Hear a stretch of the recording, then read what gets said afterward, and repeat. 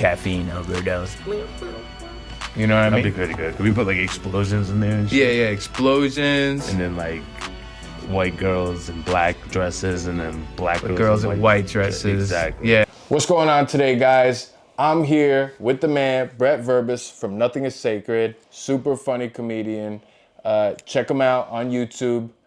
And we're at the crib right now. Brett was nice enough to let us through the crib. Dude lives in a freaking DJ Khaled mansion. Yeah. So we're rocking out. We the Appreciate best that. music, Hell baby. yeah, dog. So Like the shirt, we the best music. See what I'm saying? And Brett's a comedian, so I guess just to start, give us like a little type of thing of, you know, the comedy journey so far. Because I saw your set 2 weeks ago at Tommy's. You killed. You had pretty much like zero like dud jokes at all. It was pretty much just like one after another after another.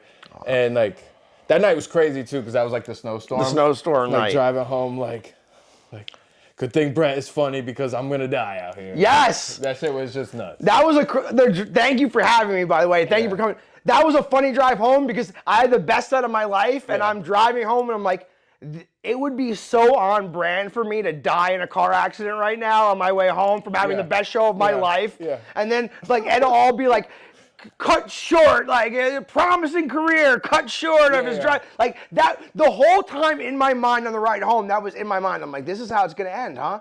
I had the best set of my life, and now I'm gonna go out in a snowstorm driving. Yeah, facts. And I'm like new to the scene too. I'm like, I made this friend, Brad, you know, super funny comedian. I'm a nice guy one time. I go out and I'm like, let me support. And now I'm like on the road, like, I don't know if we should have came out tonight. Like, I'm driving. I'm like, I can't believe people came out to see me in this weather. I'm like, wow, I feel really. I'm like, damn, I gotta be a better person now. I'm like, there we go. I'm like, that was so much fun. That makes for a better story anyway. Yeah. Right? Like, there's gotta have some. Almost dying is good. Yes. You know, I felt like the Toronto plane people. I'm like, this is crazy. Almost dying, great. That's one of those things where I have like a ton of stories, and the ones where you're almost dying are always great, and I'm like, they're only great because we survived. Yeah. They would be terrible stories if they just didn't end right. That's what I'm saying, dog. So it's where you gotta have, like, if you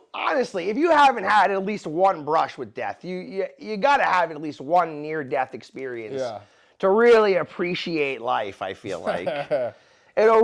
Nothing gets you going like almost dying. My first one, I could assume it's like 100 other people's first one. Like, you're in like high school, you're driving with like some chick who can't like drive. Yeah. They're going like the wrong way on the highway. It's like, oh my God, who let this bitch Melissa drive the car? Like, yeah. Another one was, they're like shooting at this concert I'm going to. I'm at, right? And I don't know why. This is like weird. I jumped down behind a barrier and sat, and I was just waiting for the shots to stop just in case they started the show again. You're like, well, I'm having a good time. Yeah, I'm just gonna, what are you gonna let a couple of gunshots deter me from a good time? I paid $30 for this fucking Yes! thing. Yeah, I hear that. I sitting in the balcony, I'm like, geez, you think they're gonna restart this? Yeah. They didn't. No? No. That was it? No, security came, told me I had to leave. And I was like, well, I wasn't the one shooting. I was at a summer jam, and there was like shots. Oh. And then they kept it going. Oh, good. Summer jam. People ran, and they did the thing, and it was cool. I was like, what's going on? Huh? No. Why is everybody running? I used to go to summer jam every year. Yeah, bro, I used to love summer jam. Not anymore. No, it's over. I remember when summer jam used to be so crazy, like, it would sell out, and then people would climb the fence and like riot to get in there. Because they had the concert in the parking lot with all like the new dudes, like whoever was like lit at the time, who wasn't as big as, Lil Wayne yet and everything. And so you could like see that. That was fire. I think you only needed to pay for like parking just to see that. Yeah, basically. Which was still like $40 just to go. Oh, I know. And then they started doing like the thing where they were like checking to see if you had tickets when you'd enter the parking lot. We're like, do you have your tickets too? Or just like, here to smoke weed. Dude. Yeah. What do you think I came here? I came here to party. Like I remember we used to roll up like all day roll up and like go there with like and just sit and like smoke like back to back to back to back. I remember one year it rained. It was pouring so heavy you couldn't even light anything. It was raining so heavy. It's like, why are all these dudes hunched over? Yeah, it was such a bummer. Like, you couldn't even light anything. We were so wet. But there is a point where you get so wet that it doesn't matter anymore. Because you're just soaked and you're just like, who cares now? Phone was broken or what? Oh, yeah. You're just like, almost like, completely like soaked. Yeah. Unless you're going like camping or some shit, you don't have the Ziploc bag. No, why would we prepare? We only knew it was gonna rain that day all week. But like at the, they'd be like, that was when my mom would be like, well, did you check the weather? I'd be like, check the weather. Like, what are you?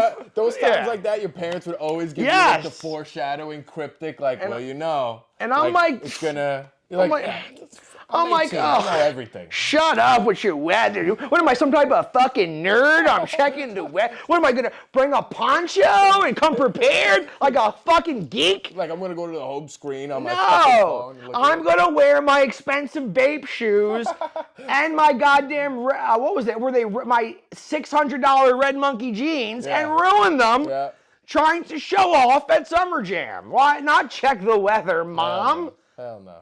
So Brett here, super heavy into the music scene. I do love music. Used to have an awesome radio show. Interviewed some dope guests. Dave East, A$AP Ferg, Lil Debbie. Yeah, all the people at the time when that whole SoundCloud era. God, and all this shit was kind of coming together.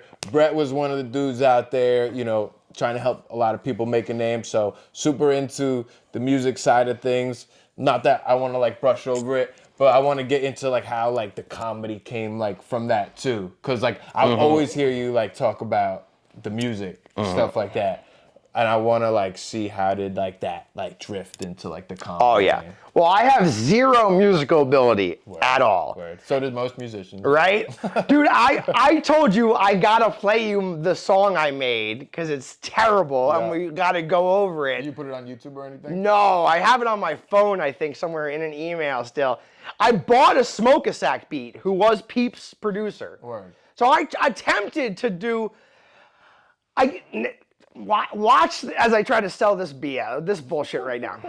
I still think the problem necessarily wasn't me. I think it was if they could have done the vocals the way I was trying to get, if they could have thrown some more auto-tune on my vocals and done them, it might have been good. Don't listen to me. It's a lie. You went to a studio. Oh, I went to a studio. I did not spend a lot of money. I got exactly what I paid for. What was that like? Because I remember my first time going to a studio. I did a studio in somebody's house. It was one of those. Yeah, okay. In the basement of the house. Yeah. And it was pull up to the crib, I got a whole studio, dog. Yes. Yeah. And I wanted him to do, I don't think he kind of knew, because he could actually rap on the beat. Yeah. And when he made his music. So I don't think he never had to manipulate vocals, and I was looking for an auto-tune and a different thing, and I don't think, we don't like the same, he was more of a boom bap type guy, and I'm what I'm trying to and I don't know music, so I'm trying to express everything in a very layman's term. You don't know Goth Boy Club? Yeah, I'm what the fuck, Little bro? Uzi? Come on. You sound like him. Sad. The theme is sad. We're very sad right now. Okay? Nobody is happy. We're very, very upset. That was the theme. And so I know, and then radio ended. Comedy is one of those things where I never quite knew how to get into it, right? Yeah. It was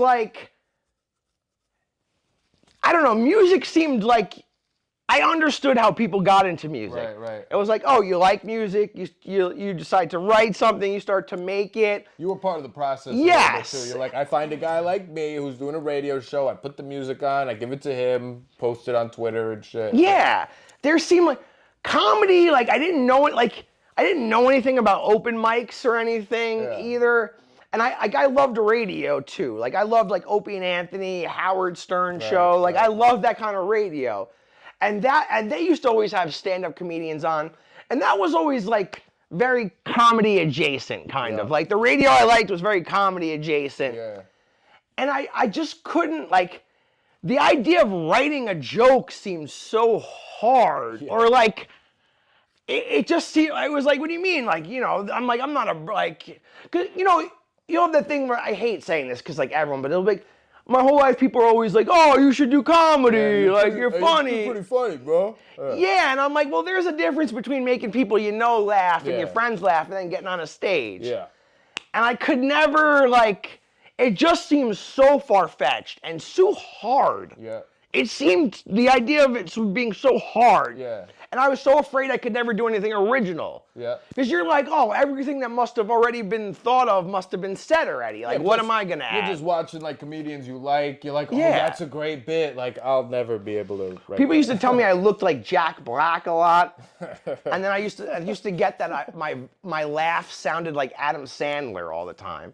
So now I'm like, you're comparing me two people. I'm like, I could never I could redo that. Yeah, I'm like, well, how am I supposed to?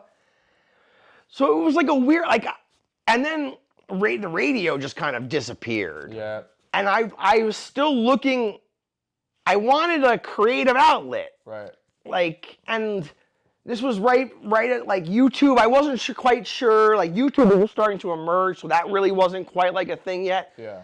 And I just was and then I just didn't quite know how to get into it. And then my mom, before my mom died, I used to always, I guess I must always talk about it or mention it or whatever. And my mom, found this writing class, this, writing workshop thing. Yeah. And she just signed me up for it as, a Christmas gift. Yeah.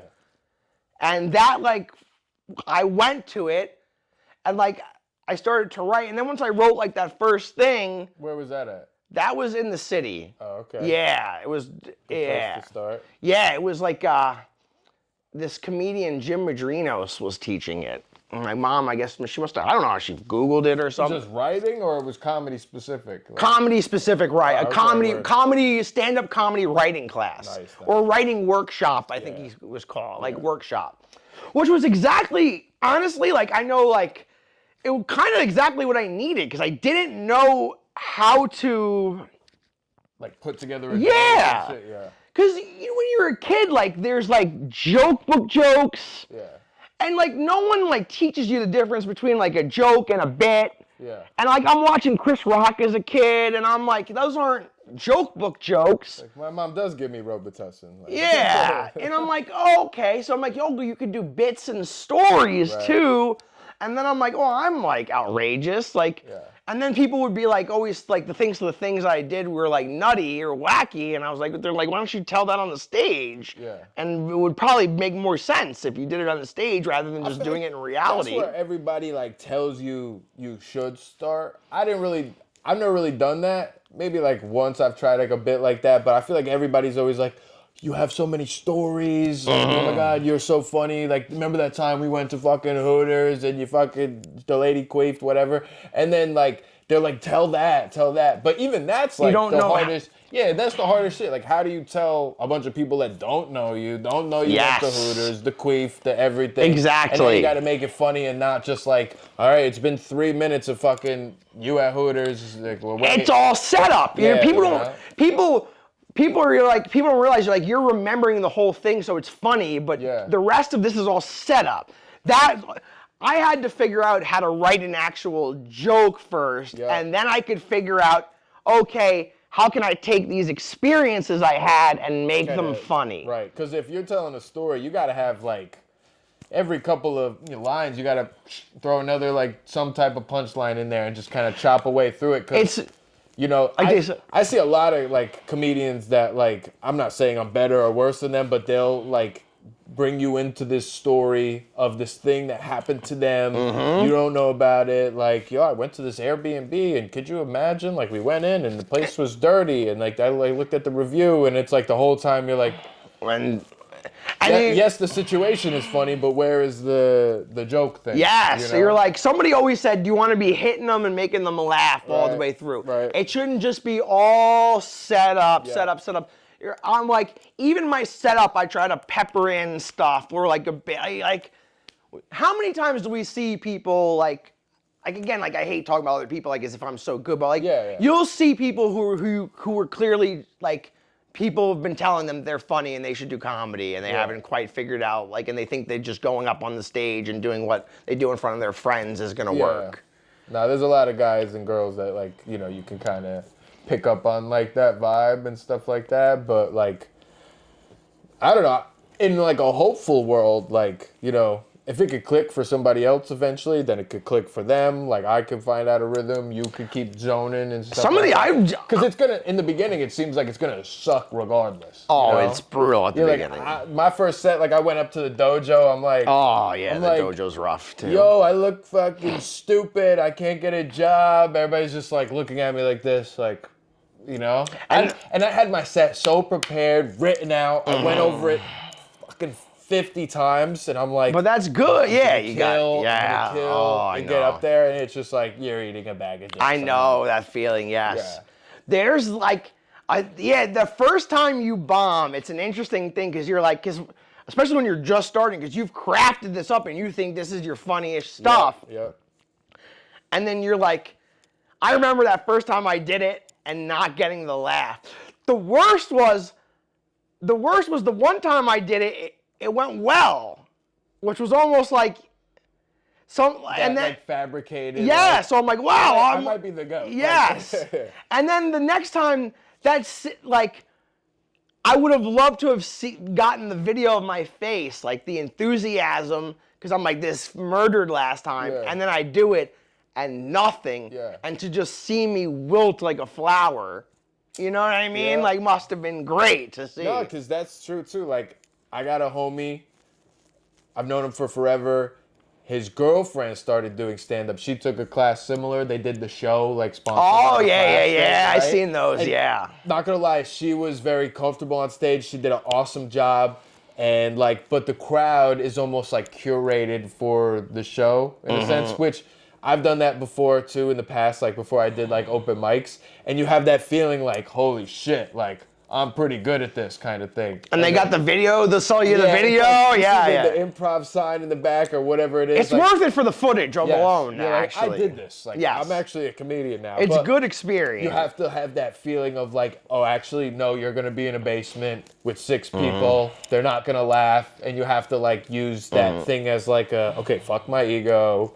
You know, I suck. That's okay. Keep, you know, writing. Because if you don't see that coming, then you're like devastated.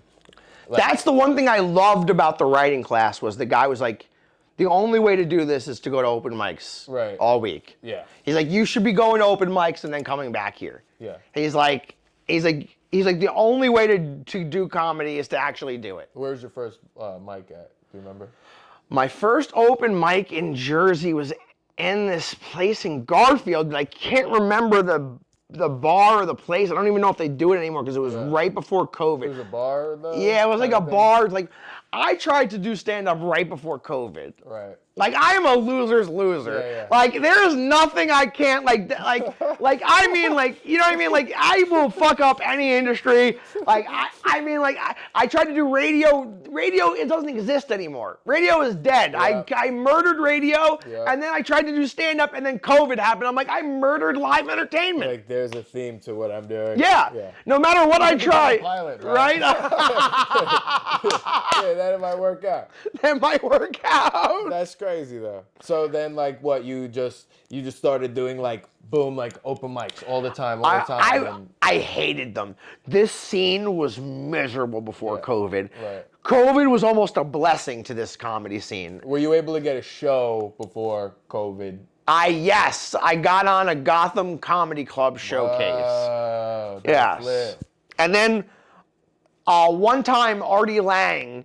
I met Artie Lang he was on the Howard Stern show. Most people know him, and then he was doing a show with Anthony from Opie and Anthony. Sick. And somebody I had met who did comedy knew Artie and knew I was a huge Artie fan, and set it up so I could go down to them taping their podcast together, watch, and then like hang out and talk to Artie, and he like gave me like advice.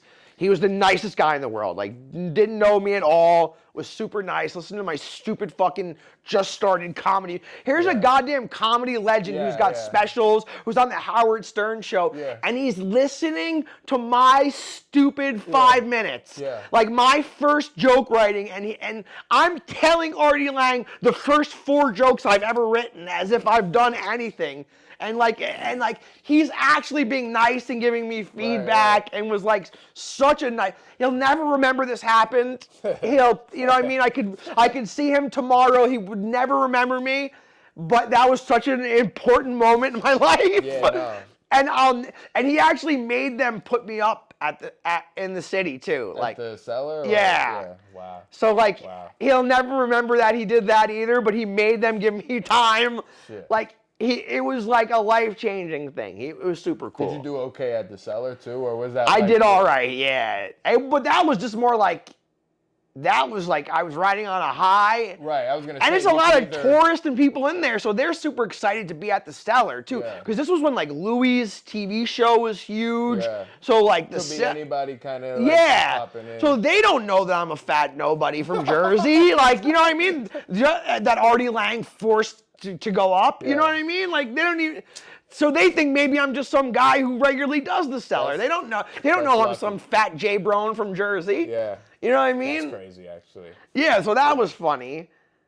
But shit like that, and then Gotham Comedy Club. That was where I did my first, whatever you want to call it, class show thing like that. Who was your teacher there?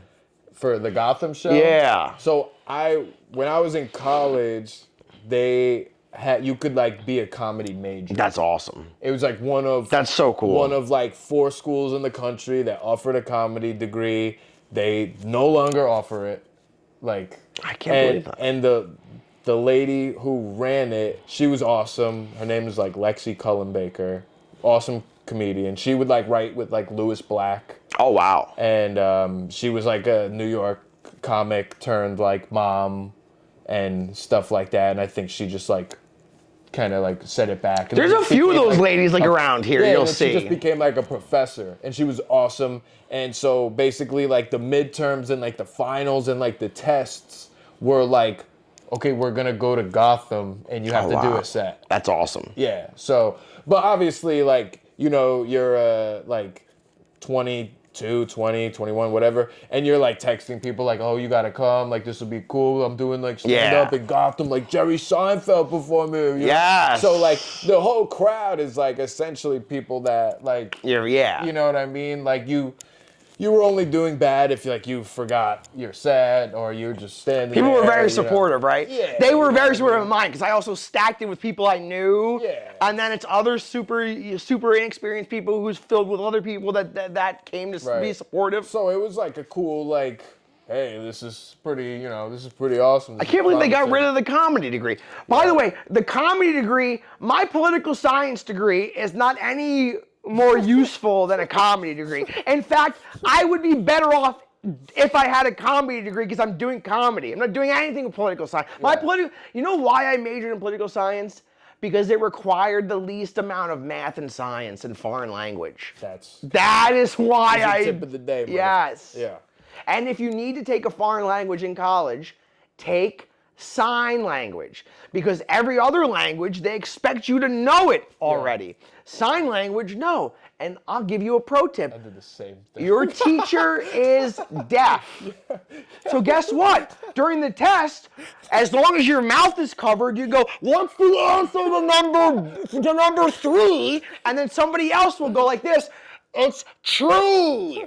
And then I got A's in sign language twice. I don't even think I can finger spell my name anymore. Yeah. But I did great. So anybody out there, take sign language in college is an easy A. You're the first person that I could share that. I didn't even know you did that. No, I didn't know you took it either. I was I'm not taking Spanish. I don't give a shit.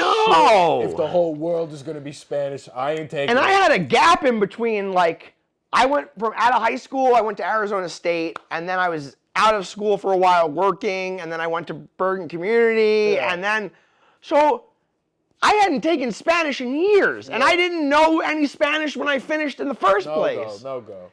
And that it was such a brilliant move doing this. They didn't even want to let me in the class. Like I remember I had to like write like a fake letter of recommendation note. Like my parents are deaf. They don't know what's going on. Like please, like I'm trying to help my family. Can I be in the class? My brother took it because my brother wanted to be a cop. Yeah. And somebody tipped him off that knowing sign language would be helpful to him when he applied for jobs because they're like, there's going to be, every department's got 15 Spanish officers who speak Spanish already. Yeah. No, you're going to encounter one French person your entire life, maybe. Policing in New Jersey.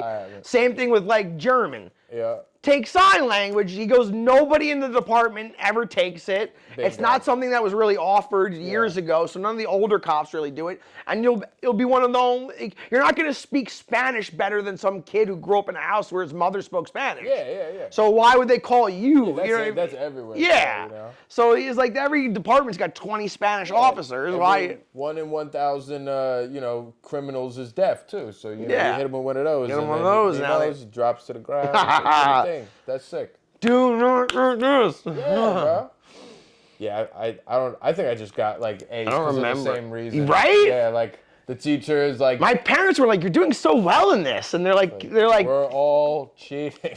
I was also one of those guys that there would always be like some girl in the class who like liked me, not like in like a romantic, like let me rephrase this, not in a heartthrob way, and like this fat moron, I like this guy, he's kind of funny, let me help him so he doesn't fail out kind of way, not like this guy's hot, I want to bang him type of thing. Yeah. I was like, in Arizona State, this girl, she would go sleep with the football player, and then, because they would get the answers to the test, and then when she would leave his place, she'd come over to my place and give me the answers and study with me.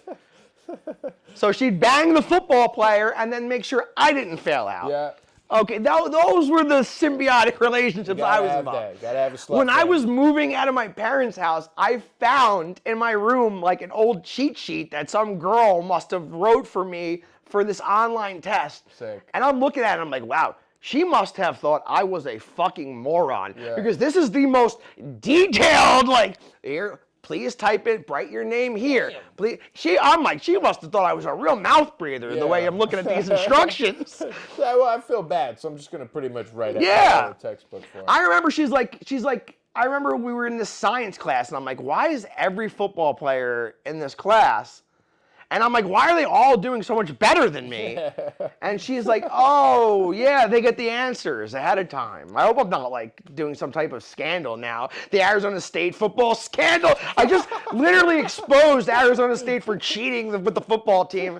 I don't know why I did that. You went to Arizona? Yeah, I went to Arizona State University for 2 I years. was gonna say. Before they asked me to not return. You had a pen pal or something? Oh, no, yeah, I'm a horrible storyteller, too. I skipped over, I went to Arizona State for 2 lit. years before they asked me not to return again. There you go. Well, they asked me not to return again after the first year, but this is a funny story. I'll give you this story.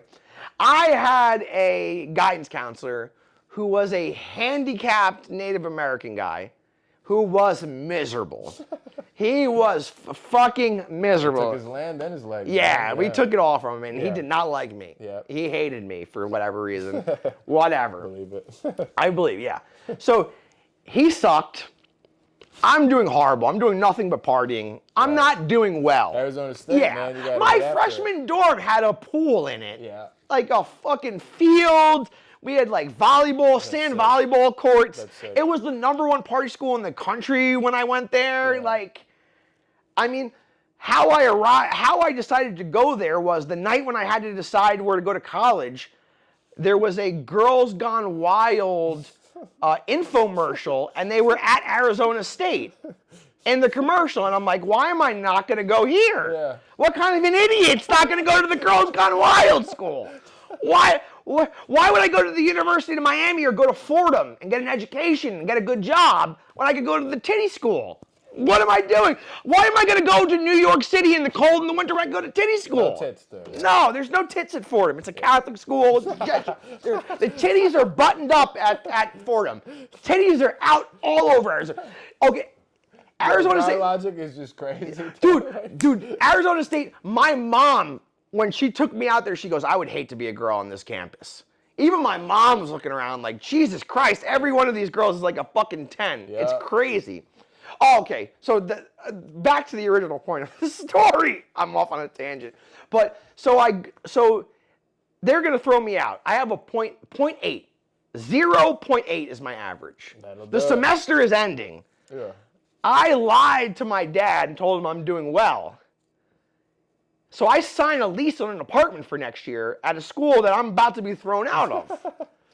And I'm like, well, this isn't gonna fly. You're really just like on the button, like I'm making seems like a good idea. I'm gonna terrible decision after terrible. I know I'm getting thrown out. It's there. I could get 100 on every final and still getting thrown out. Yeah. I'm signing leases, knowing this. By the way, I'm like, why? Still I going. wish I had that quality. Yeah, no, I'm a fucking. I'd be driving a fucking race I car was by trying now. to like Ferris Bueller / Zach Morris my way through life. Yeah, we just freeze. Just time, like, hey, tits, hey, come on, I'm likable, remember? Like, hey, come on, you don't want to fail me, right? Hey, come on, I'm Zach Morris. You like me? You want me to throw me out of college? I'm the type of guy you need in this place. Yeah. So his secretary liked me. Yeah. There's always somebody. There's always got to be somebody. Yeah. So the secretary liked me. He hated me. He gets fired before the end of the year. I go there. I have no idea. I go up and the secretary goes. I'm like, oh, is so and so there? She's like, no, he's gone. She's like, sit down for a second. I want to talk to you. I'm like, oh shit. So I sit down and she goes, listen. She goes, he got fired. I'm not supposed to tell anybody this. Because I'm certainly not supposed to tell everybody he got fired for giving bad advice. So she goes, make more teepees. Yes. Take with that information what you will. Yeah. So I go, now my dad is flying out to help me pack up and figure out and get like a storage unit to figure out what we're going to do and finish setting stuff up for next year. Because now I'm going to be living off campus. Right. I got to get back into the school. They're about to throw me out. Yeah. I have mail that says we're throwing you out. She gives me this advice. I sign up for a meeting. I go to the meeting and I go, this guy gave me bad advice. He told me I couldn't drop all these classes. That's why I stayed with them and failed them. Like I would have dropped all these. He told me I couldn't do this. I go from a 0.8 to a 3.6 and go on the dean's list. No way. Yes, because they dropped all the things I failed. So there were like 2 classes that I had left over that I did well in, which were like bullshit classes. One was a dancing class. The other one was like another thing. But because I did well in it, my average was 3.5, so they had to put me on the dean's list. Shit. And they had to keep me back in the school. Yeah, that's crazy. And then I got thrown out the next year. That guy would have never got fired if it was like 2024, 2025. No! A handicapped Native American get fired? Are you crazy? No, they would have gave him the whole department. Yes! Yeah, you lucked out crazy. Locked out. All right, so before we wrap, I want to see, now give me the bridge from, okay, COVID happens. You started COVID, and like it was your fault. You started COVID. I did start COVID. Yes. And then when does like the comedy come back in? Were you doing shit during COVID? Nothing during COVID. Then my mom's got cancer now, and she's dying, basically, as I do in one of the bits. So that's also during like COVID. And then. But you're also like good at like telling that story, not to cut you off. Yeah. That's a good real life thing that happened. Obviously it's sad, but you tell it in a way where it's like we're with you, we're laughing, and like you're very good at that. It's like, a lot of credit. Yeah, because that like it's actually cathartic for me when I do that bit, because that shit like made me like, I felt crazy at home, like being like, why is no one acknowledging that mom is sick? Like it's crazy. Like it would be like, so getting to do it on the stage and people like rocking with it is like so fun. It's a whole nother level. Because my family's got like no patience for it because we like lived it, and they're just like, tired of me yelling about being right. Yeah. Yeah. So my mom passed, and then COVID kind of ended, and I'm just like, why am I not like And I'm like, fuck it. Like, why am I not doing this? Like, I could fucking do this, I think. Like, you know, like, and I remember she got me the writing class, and I was like, fucking just do this. Like there's some type of fate yes. element to it. Like, and then my friends were doing a vintage clothing. My friends were involved in vintage clothes, and at the Brooklyn Monarch, they were doing a vintage clothing event. Yeah. And there was a coffee shop a block away, and I would help them at the vintage thing. And I walked over there, and they did like poetry events. And I'm like, oh, by the way, I do stand-up comedy. That was the Harlem one. In Brooklyn. Brooklyn. And no, there was like a bookstore in Harlem that used to do an open mic. Bookstore. I did. Yeah. So then they were like, well, the one guy was one of the owners was a big fan of comedy. He's like, well, we've always wanted to do a comedy show. And they offered to pay me to host and run the show. And that was how I started Nothing is Sacred Comedy Night. Was at the cafe in Brooklyn. Oh, shit. I started hosting it and then booking it. And that was your. That was I'm my. back in. And I'm like, thing. that was it. That was my sign. I'm like, and then I'm like, I'm gonna get back into this. And then they offered me that like a month later. I'm like, this shit might actually be. There must be something in it, like in the universe or something lining up. That I got this opportunity. And this is also why I was out of work too, so I had no money coming in, and they were gonna pay me $100 to do comedy shows once or twice a month. Yeah. And I'm like, fuck yeah, why not? That's sick. Even though it cost you like half the money to get to Brooklyn anyway, but whatever. That was what, like 2 years ago? Yeah, about 2 years ago about 2 years ago we started. Shit. Yeah, because last February, we had the 1 year anniversary of it. Wow, okay. Yeah. Sick. Yeah, we had Zach Amico come and headline. Yeah. He's a super funny comedian. All right, shit. And then Brett was supposed to have a show tonight. Yes. But due to, I'll just say Black History Month. Yep. Yes. Due to things in the ether, the show, fell down. So we're going to go hit this other mic. That'll be cool. Make sure you guys tap in with Brett. Subscribe to his YouTube. I'll drop it below. Thank you for having me, dude. This was a lot of fun. Dog. I just wanted to I never did an interview before on the show. Hell yeah. So I wanted to give somebody a chance to, hey, I do comedy. And you can tell Brett is mad funny. Like, we're just chilling, talking. He gets on the couch. He's like, I went to Arizona State. I saw tits. I'm crazy. I am a lunatic. Yeah, this guy, don't let this guy undersell. He's super funny, and he's brand new, and he's so much better than I was at the point when I started, like at his point. Check out Ray's stand-up. Ray is fire. I'm telling you, Ray is working hard, man. You hear that? I'm telling you. So if you guys just know Ray for music or whatever, check out his stand-up. He's the real deal. He's got something. I'm hoping for a couple of hate comments. Those are the best. Oh yeah. I get shit. He looks like fucking Bob. You sound like Chris Griffin. You look like Chris Griffin. Are you man? Are you woman? The Indian. The Indian. Hey auntie. Hey auntie. Hey how? The only people who want to bang me are Indian men on the internet for some reason. That's the only people interested in me. Nobody else. Just Indian guys on the internet. Well, if I'm lucky, I'll get a couple of them in the freaking the comments here. At least buy tickets and then call me auntie, you fucks. Even buy some tickets overseas, you know the thing. Thank you guys once again. Make sure you subscribe. Make sure you check out Brett. Thanks for. I'm sure we'll. Oh hell yeah, we gotta do this again for sure. Then we dive more into it. We gotta head out to the show. We're gonna have Ray on Nothing is Sacred Comedy Night when we get those going again. Bingo. And then bowling night for all the rookies. That's right, baby. This guy bowls a 291 the other day, and he puts it on his story like, had a fun night bowling. I'm like, you're the best bowler I've ever met in my life. Fat nerd confirmed. He bowls, he does it all, baby. What are you gonna do, brother? Take it easy. Have a good one.